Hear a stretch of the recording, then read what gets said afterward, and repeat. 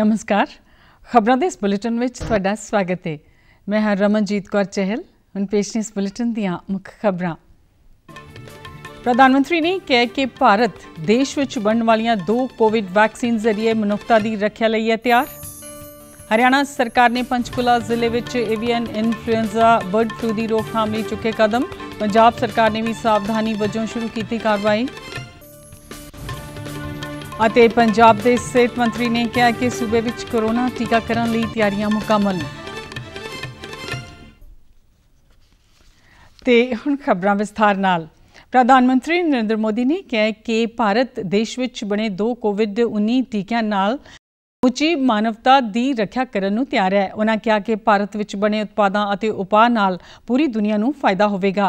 16वें प्रवासी भारती सम्मेलन का अज वर्चुअल तौर पर उद्घाटन करते हुए प्रधानमंत्री ने नौजवानों नूं भारत के सभ्याचार और गौरव का दुनिया भर विच प्रचार प्रसार करने लई तकनोलॉजी की वरतों करने लई कहा।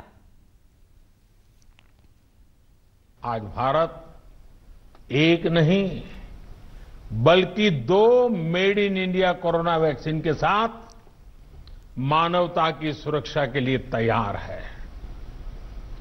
दुनिया की फार्मेसी होने के नाते दुनिया के हर जरूरतमंद तक जरूरी दवाएं पहुंचाने का काम भारत ने पहले भी किया है और आज भी कर रहा है।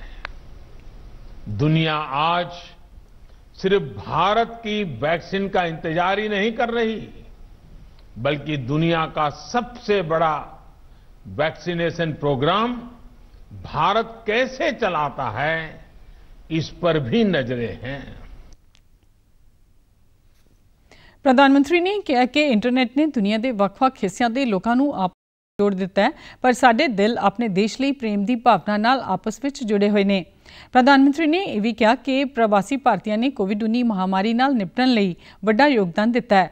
उन्होंने कहा कि पीएम केयर्स फंड विच उन्हां दे योगदान सदका देश विच सेहत सेवावां नूं मजबूत करने विच मदद मिली है। विश्व भर में फैले हमारे इंडियन डायस्पोरा ने जिस तरह कार्य किया है, अपना कर्तव्य निभाया है, वो भारत के लिए भी गर्व की बात है। यही तो हमारी परंपरा है, यही तो इस मिट्टी के संस्कार है।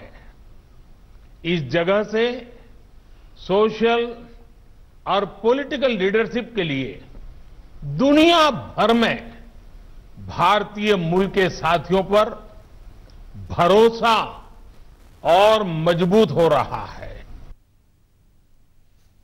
प्रधानमंत्री ने कहा कि इस वेले भारत विच भ्रिष्टाचार नाल निपटण लई तकनोलॉजी की वरतों की जा रही है और कई लाख करोड़ रुपए लाभपात्रियों के बैंक खाते विच सीधे भेजे जा रहे हैं। नरेंद्र मोदी ने आस प्रगट की कि अज जदों असीं पर भारत के निर्माण की कोशिश कर रहे हैं तो प्रवासी भारती ब्रांड इंडिया नूं मजबूत करने विच अपनी महत्वपूर्ण भूमिका निभाउणगे। केंद्र सरकार के पशु पालन और डेयरी विकास विभाग ने national institute of high security animal disease NIHSAD ने हरियाणा विच पंचकुला के 2 पोल्ट्री फार्मां के पंछियों में बीमारी के लक्षण देखे जाने तो बाद एवियन इन्फ्लुएंजा संबंधी कार्य योजना मुताबिक रोकथाम का सुझाव दिता है। इस तो इलावा कुछ होर राज्यां जिथे इस बीमारी की पुष्टि हुई है, उन्होंने भी अजिहे सुझाव दिते गए हैं। होर राज्यां दे नाल-नाल हरियाणा के प्रभावित इलाकों में भी केंद्रीय टीमां नूं तैनात किया गया है। केंद्र सरकार ने पोल्ट्री और पोल्ट्री उत्पादों की सुरक्षा बारे जागरूकता वधाउण लई भी कहा है। केंद्र ने उन्हां राज्यां जिथे एवियन इन्फ्लुएंजा का कोई प्रभाव नहीं है नूं भी पंछियों की असाधारण मौत ते सावधानी बरतन और तुरंत रिपोर्ट भेजण लई कहा है। हरियाणा सरकार ने पंचकुला जिले के 2 पोल्ट्री फार्मां के पंछियों में एवियन इन्फ्लुएंजा मिलने तो बाद उन्होंने 1 किलोमीटर के घेरे के खेतर में संक्रमित जोन और 1 तो 10 किलोमीटर इलाके में सर्विलेंस जोन ऐलान दिता है। इस इलाके में ना तो कोई पंछी और ना ही अंडा और खाण के दाने बाहर जाएंगे। हरियाणा के पशु पालन और डेयरी विभाग के मंत्री जय प्रकाश दलाल ने चंडीगढ़ में एक प्रेस कॉन्फ्रेंस दौरान दस्सिया कि जिन्हां पोल्ट्री फार्मां में किसी बीमारी कारण पंछी मर रहे हैं ਉੱਥੇ ਜਾਂਚ ਦੇ ਹੁਕਮ ਦਿੱਤੇ ਗਏ ਨੇ। ਉਹਨਾਂ ਨੇ ਕਿਹਾ ਕਿ ਬਿਮਾਰੀ ਨੂੰ ਹੋਰ ਇਲਾਕਿਆਂ ਵਿੱਚ ਫੈਲਣ ਤੋਂ ਰੋਕਣ ਲਈ ਮਾਹਿਰਾਂ ਦੀ ਦੇਖ ਰੇਖ ਵਿੱਚ ਸੰਕਰਮਿਤ ਜ਼ੋਨ ਅੰਦਰ ਆਉਣ ਵਾਲੇ 5 ਪੋਲਟਰੀ ਫਾਰਮਾਂ ਦੇ 1,66,128 ਪੰਛੀਆਂ ਨੂੰ ਮਾਰ ਕੇ ਮਾਲਕਾਂ ਨੂੰ ਮੁਆਵਜ਼ਾ ਦਿੱਤਾ ਜਾਵੇਗਾ। वक्त हमारा महकमा एक्टिव हो गया था। हमने शुरू में सैंपल ड्रा किए और जालंधर भेजे और उसके बाद जो है कुछ सैंपल लिए, उनको हमने भोपाल भेजा। ये लेबोरेटरी दोनों 4 लेबोरेटरी देश में हैं जो इस तरह की बीमारी को का फैसला करती हैं। 3 सैंपल हमने भोपाल में भेजे थे, जैसे SKM पोल्ट्रीज विलेज मौली पंचकुला, 3 बर्ड्स वहाँ भेजे हमने। इसकी रिपोर्ट नेगेटिव आई। ਮੰਤਰੀ ਨੇ ਦੱਸਿਆ ਕਿ ਸਰਕਾਰ ਵੱਲੋਂ ਸੰਕਰਮਿਤ ਜ਼ੋਨ ਵਿੱਚ ਚੈੱਕ ਪੋਸਟ ਲਗਾ ਦਿੱਤੀ ਗਈ ਹੈ। ਉਹਨਾਂ ਕਿਹਾ ਕਿ ਪੰਛੀਆਂ ਦੇ ਮਰਨ ਸੰਬੰਧੀ ਉਹਨਾਂ ਨੂੰ ਕੇਂਦਰ ਸਰਕਾਰ ਵੱਲੋਂ ਬਣਾਏ ਗਏ ਨਿਯਮਾਂ ਅਨੁਸਾਰ ਜ਼ਮੀਨ ਵਿੱਚ ਦਬ ਦਿੱਤਾ ਜਾਵੇਗਾ। ਇਸ ਕੰਮ ਲਈ ਉਹਨਾਂ ਟੀਮਾਂ ਕਾਇਮ ਕੀਤੀਆਂ ਗਈਆਂ ਨੇ।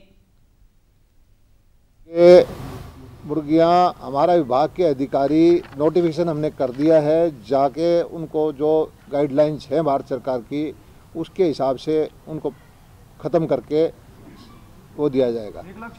तो जो स्टैंडर्ड प्रोसीजर है, हमारे जो प्रोटोकॉल हैं, हमने सारी इस इलाके के अंदर डॉक्टर की टीम बढ़ा दी है। हमारे वेटरनरी जो डॉक्टर हैं लगभग 59 टीम तो हमने यहाँ पर भी डिप्यूट कर दी है। जयप्रकाश ने कहा कि विभाग वालों सलाह दी गई है कि कच्चे पोल्ट्री उत्पादों नूं कदे भी कच्चे खाधे जांदे पदार्थां नाल मिला के खाण दी इजाजत नहीं देनी चाहिए। पंजाब सरकार वालों गुआंढी सूबों विच पंछियां समेत पोल्ट्री नूं प्रभावित करने वाले एवियन इन्फ्लुएंजा बर्ड फ्लू के फैलाव के मद्देनज़र सूबे नूं कंट्रोल्ड एरिया ऐलान दिता गया है। पशु पालन विभाग के वधीक मुख सकत्तर VK जंजुआ ने एक प्रेस बयान में दस्सिया कि सरकार वालों 15 जनवरी तक तुरंत प्रभाव नाल पंजाब विच पोल्ट्री अते बिना प्रोसैस वाले पोल्ट्री मीट समेत जिउंदे पंछियां दे आयात ते पूर्ण पाबंदी लगा दी गई है। उन्होंने कहा कि इस फैसले नूं आउण वाले दिनां विच स्थिति नूं देखदिआं विचारिया जावेगा। जंजुआ ने कहा कि इन्फ्लुएंजा के फैलाव नूं रोकण लई ये दोवें फैसले पशु पालन मंत्री तृप्त राजिंदर सिंह बाजवा नाल सलाह मशवरा करन उपरंत लए गए ने। सरकार अते किसान जथेबंदियां विच अगले पड़ाव की गलबात 15 जनवरी नूं होवेगी। किसान जथेबंदियां दे नेतावां नाल 8वें गेड़ की गलबात बाद खेती मंत्री नरेंद्र सिंह तोमर ने कहा कि गलबात का कोई नतीजा नहीं निकल सकिया। उन्होंने कहा कि जदों इन्हां 3 खेती कानूनां नूं रद्द करन दी बजाय कोई बदलवें सुझाव दिते जांदे ने तां सरकार उन्हां ते विचार करन लई तैयार है। खेती मंत्री ने कहा कि अंदोलन का समर्थन करने वाले इन्हां खेती कानूनां नूं रद्द करवाना चाहुंदे ने, जदों कि कई होर किसान इन्हां कानूनां का समर्थन करते हैं। उन्होंने कहा कि सरकार अंदोलन कर रहे किसान संगठनों नाल गलबात कर रही है, पर जो किसान संगठन कानूनां दे हक विच ने, जे वो अपील करते हैं तो सरकार उन्हां नाल भी गलबात करेगी। 15 जनवरी नूं दोपहरे 12 बजे गलबात होने की आस की जाती है। सरकार ने इस मीटिंग दौरान कोई हल लभे जाने की आस प्रगट की है। पंजाब के सेहत मंत्री बलबीर सिंह सिद्धू ने कहा कि देश कोविड-19 टीकाकरण के व्यापक प्रोग्राम वाल कदम वधा रहा है। उन्होंने कहा कि पंजाब में टीकाकरण लिए सारे प्रबंध किए जा चुके हैं और जदों भी वैक्सीन की सप्लाई मिलती है टीकाकरण मुहिम शुरू कर दी जाएगी। मोहाली के फेज़ 6 के जिला हस्पताल में टीकाकरण अभ्यास चलाने तो बाद पत्रकारों नाल गलबात दौरान सेहत मंत्री ने दस्सिया कि टीकाकरण अभ्यास सूबा पद्धर ते लोड़ींदे अमले और समग्री नाल सफल रहा है। उन्होंने कहा कि सूबे विच सारी टीकाकरण प्रक्रिया का ट्रायल किया गया सी अते अमले नूं टीकाकरण के असल प्रबंधन के सारे पहलुओं तो जाणू करवा दिता गया है। बलबीर सिंह सिद्धू ने दस्सिया कि सूबे कोल 1000 सिखलाई प्राप्त वैक्सीनेटर ने अते प्रति वैक्सीनेटर करीब 4 सहयोगी टीम मैंबर काम लई तैयार ने। ਮੰਤਰੀ ਨੇ ਕਿਹਾ ਕਿ ਪੰਜਾਬ ਵਿੱਚ ਰੋਜ਼ਾਨਾ 4 ਲੱਖ ਖੁਰਾਕਾਂ ਦਾ ਪ੍ਰਬੰਧਨ ਕੀਤਾ ਜਾ ਸਕਦਾ ਹੈ। ਉਹਨਾਂ ਕਿਹਾ ਕਿ ਟੀਕਾ ਸਿਰਫ ਪਹਿਲਾਂ ਤੋਂ ਰਜਿਸਟਰ ਹੋਏ ਲੋਕਾਂ ਦੀ ਸਹਿਮਤੀ ਨਾਲ ਹੀ ਲਗਾਇਆ ਜਾਵੇਗਾ ਅਤੇ ਪਹਿਲੇ ਪੜਾਅ ਵਿੱਚ ਪ੍ਰਾਈਵੇਟ ਅਤੇ ਜਨਤਕ ਸਹੂਲਤਾਂ ਨਾਲ ਸੰਬੰਧਿਤ 1,60,000 ਸਿਹਤ ਕਾਮਿਆਂ ਨੂੰ ਕੋਰੋਨਾ ਦਾ ਟੀਕਾ ਲੱਗੇਗਾ।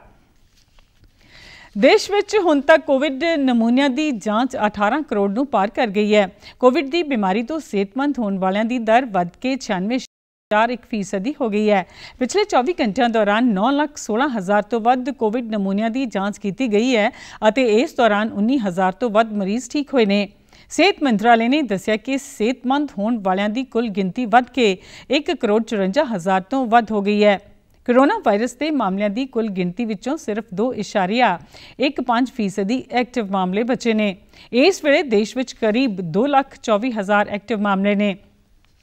पिछले 24 घंटिया दौरान 18,022 नवे मामले सामने आए ने। सेहत मंत्रालय अनुसार देश विच महामारी नाल होने वालियां मौतां दी दर 1.45% रह गई है, जिहड़ी दुनिया विच घट्टो घट्ट दरां विच एक है।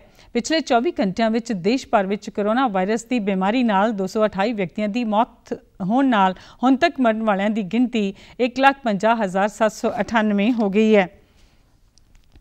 हरियाणा की महिला और बाल विकास राज मंत्री कमलेश टांडा ने कहा कि सरकार सबका साथ सबका ਦੀ ਨੀਤੀ ਤੇ ਚੱਲਦੇ ਹੋਏ ਸੂਬੇ ਵਿੱਚ ਵਿਕਾਸ ਕਰ ਰਹੀ ਹੈ। ਕੈਥਲ ਜ਼ਿਲ੍ਹੇ ਦੇ ਵਿਕਾਸ ਕੰਮਾਂ ਦਾ ਜਾਇਜ਼ਾ ਲੈਣ ਲਈ ਜਨ ਸਿਹਤ ਅਤੇ ਸਿੰਜਾਈ ਵਿਭਾਗ ਦੇ ਅਧਿਕਾਰੀਆਂ ਨਾਲ ਇੱਕ ਮੀਟਿੰਗ ਦੌਰਾਨ ਉਹਨਾਂ ਨੇ ਕੈਥਲ ਜ਼ਿਲ੍ਹੇ ਵਿੱਚ ਚੱਲ ਰਹੇ ਵਿਕਾਸ ਕੰਮਾਂ ਦਾ ਜਾਇਜ਼ਾ ਲਿਆ। ਉਹਨਾਂ ਨੇ ਅਧਿਕਾਰੀਆਂ ਨੂੰ ਜ਼ਿਲ੍ਹੇ ਵਿੱਚ ਆ ਰਹੀਆਂ ਪਾਣੀ ਨਾਲ ਸੰਬੰਧਿਤ ਵੱਖ-ਵੱਖ ਸਮੱਸਿਆਵਾਂ ਦੇ ਛੇਤੀ ਨਿਪਟਾਰੇ ਦੀ ਹਦਾਇਤ ਕਰਦੇ ਹੋਏ ਕਿਹਾ ਕਿ ਗ੍ਰਾਮੀਣ ਇਲਾਕਿਆਂ ਜਿਨ੍ਹਾਂ ਵਿੱਚ ਪਾਣੀ ਦੀ ਨਿਕਾਸੀ ਅਤੇ ਸੀਵਰੇਜ ਦੀ ਸਮੱਸਿਆ ਆਉਂਦੀ ਹੈ, ਉੱਥੇ ਮੀਂਹ ਦੇ ਪਾਣੀ ਦੀ ਨਿਕਾਸੀ ਵੱਲ ਖਾਸ ਧਿਆਨ ਦਿੱਤਾ ਜਾਵੇ। ਮੰਤਰੀ ਨੇ ਅਧਿਕਾਰੀਆਂ ਨੂੰ ਜ਼ਿਲ੍ਹੇ ਵਿੱਚੋਂ ਹੋ ਕੇ ਲੰਘਣ ਵਾਲੀ ਨਹਿਰ ਦੇ ਕਿਨਾਰਿਆਂ ਨੂੰ ਪੱਕਾ ਕਰਨ ਅਤੇ ਸਮੇਂ-ਸਮੇਂ ਉਹਨਾਂ ਦੀ ਦੇਖ-ਰੇਖ ਵੱਲ ਧਿਆਨ ਦੇਣ ਲਈ ਵੀ ਕਿਹਾ। कोविड-19 ਕਾਰਨ ਲਾਕਡਾਊਨ ਤੋਂ ਬਾਅਦ ਰੇਹੜੀ ਫੜੀ ਵਾਲੇ ਛੋਟੇ ਦੁਕਾਨਦਾਰਾਂ ਨੂੰ ਆਪਣਾ ਕੰਮ ਸ਼ੁਰੂ ਕਰਨ ਲਈ ਕੇਂਦਰ ਸਰਕਾਰ ਵੱਲੋਂ ਸ਼ੁਰੂ ਕੀਤੀ ਗਈ ਪ੍ਰਧਾਨ ਮੰਤਰੀ ਸਵਨਿਧੀ योजना मददगार सिद्ध हो रही है। प्रधानमंत्री स्वनिधि योजना तहत सड़क किनारे काम करने वाले लोगों को 10,000 रुपये का कर्जा आसान किश्तों पर दिता जाता है। सरकार ने इस योजना 2022 तक 50 लाख तो वध रेहड़ी फड़ी वालियां कर्जा मुहैया करवाने का टीचा मिथ्या है। प्रधानमंत्री स्वनिधि स्कीम तहत चंडीगढ़ विच लोगों को लाभ मिल रहा है।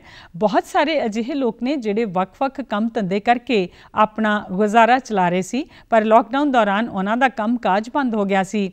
इन्हां विचों बहुत सारे कामकाजी लोगों ने स्वनिधि योजना तहत केंद्र सरकार तो कर्जा लैके फिर तो अपना रोज़गार शुरू कर लिया। अजिहे ही एक व्यक्ति फूलचंद सैक्टर 42 विच साइकिल रिपेयर करने वाले जो कि अपने परिवार का गुजारा तोड़ते सी, पर लॉकडाउन दौरान उन्हां दा काम काज ठप होने नाल गुजारा भी मुश्किल हो गया सी। फूलचंद ने DD न्यूज़ चंडीगढ़ नाल गलबात करते हुए कर्जा लैके फिर तो रोज़गार शुरू करने की कहानी सांझी करदियां उन्हां ने केंद्र सरकार का धन्नवाद किया। जब से लॉकडाउन लगा है जी, फिर काम कुम तो रह नहीं गया था। उसके बाद को 10-10 हज़ार रुपये का लोन दिया गया था। लोन में मतलब ये हुआ कि अपना किस्त भरते रहना, चलता रहेगा। और उसके बाद में अब हम लोग काम करना चालू किए हैं, ज़रूर काम कर रहे हैं बैठ कर के 42 की मार्केट में। अब धीरे धीरे ये काम निकल रहा है, उतना खास तो नहीं है, मगर फिर भी चलो दाल रोटी चली जा रही है। भारत सरकार ने हम लोग को जो 10-10 हज़ार रुपये का लोन दिया गया है, उसके लिए धन्यवाद। प्रधानमंत्री स्वनिधि स्कीम तहत कर्जा समय सिर मोड़न वालियां नूं ब्याज विच सबसिडी भी दी जाती है और पहला कर्जा समय सिर मोड़न वाले वध कर्जा लैण दे हकदार बन जाते हैं। तो हुण खबरां फटाफट। लोक सभा स्पीकर ने कहा कि पार्लीमेंट का बजट इजलास छेती होवेगा शुरू। बरतानिया तो भारत लई यात्री उड़ाणां मुड़ होईयां शुरू। कोविड-19 का खतरा अजे टलिया नहीं है, इसलिए सबनों बेनती है कि बाहर जाने वेले मास्क जरूर पा के रखो, जरूरी समाजिक दूरी बना के रखो, अपने हथ बार-बार साबन नाल धोवो जां सैनिटाइजर की वरतों करो। महामारी कोविड-19 जिस का कहर समूची मानव जाति नूं अपने कलावे विच लै चुकिया है अते टीका जां दवाई उपलब्ध होने तक कोरोना महामारी खिलाफ मनुखता की जंग जारी है। अजिहे समय सब तो जरूरी है सावधानी और बचाव। फेस मास्क कोरोना तो रोकथाम का सब तो प्रभावशाली तरीका साबित होया है। विश्व सिहत संगठन ਅਤੇ ਮਾਹਰਾਂ ਦੀ ਖੋਜ ਦਾ ਵੀ ਇਹੋ ਨਤੀਜਾ ਹੈ ਕਿ ਮਾਸਕ ਨਾਲ ਮੂੰਹ ਅਤੇ ਨੱਕ ਨੂੰ ਚੰਗੀ ਤਰ੍ਹਾਂ ਢੱਕ ਕੇ ਕੋਰੋਨਾ ਲਾਗ ਨੂੰ ਘੱਟ ਕੀਤਾ ਜਾ ਸਕਦਾ ਹੈ। बिना मास्क या फेस कवर के घर से बाहर निकलने की अभी कल्पना करना भी सही नहीं है। ये जितना खुद उस व्यक्ति के लिए खतरनाक है उतना ही उसके आसपास के लोगों के लिए भी। कोरोना तो बचा लई मास्क पाउण दे नाल ही भी जरूरी है कि मास्क नूं सही तरीके नाल पाया जावे। बहुत लोग मास्क नाल नक अते मूँह नूं सही ढंग नाल नहीं ढकदे, जिस नाल लाग दा खतरा बनिया रहिंदा है। तुसीं भी डीडी न्यूज़ दी खास मुहिम मास्क अप इंडिया नाल जुड़ो। मास्क पाओ अते अपने मूँह अते नक नूं चंगी तरह ढको। अपने परिवार के मैंबरां अते दोस्तां नूं मास्क पाउण लई कहो। कोरोना नूं हराउणा है, मास्क जरूर लगाउणा है। Mask up India. Mask up India. Mask up India. ਅਤੇ ਤੁਸੀਂ ਸਾਡੇ ਸਮਾਚਾਰ YouTube channel DD news Chandigarh, Facebook DD news Chandigarh ਅਤੇ Twitter handle DD news CHD ਤੇ ਵੀ ਦੇਖ ਸਕਦੇ ਹੋ। ਇਸ ਦੇ ਨਾਲ ਹੀ ਖਬਰਾਂ ਦਾ ਬੁਲੇਟਿਨ ਖਤਮ ਹੁੰਦਾ ਹੈ। ਆਗਿਆ ਦਿਓ। ਨਮਸਕਾਰ।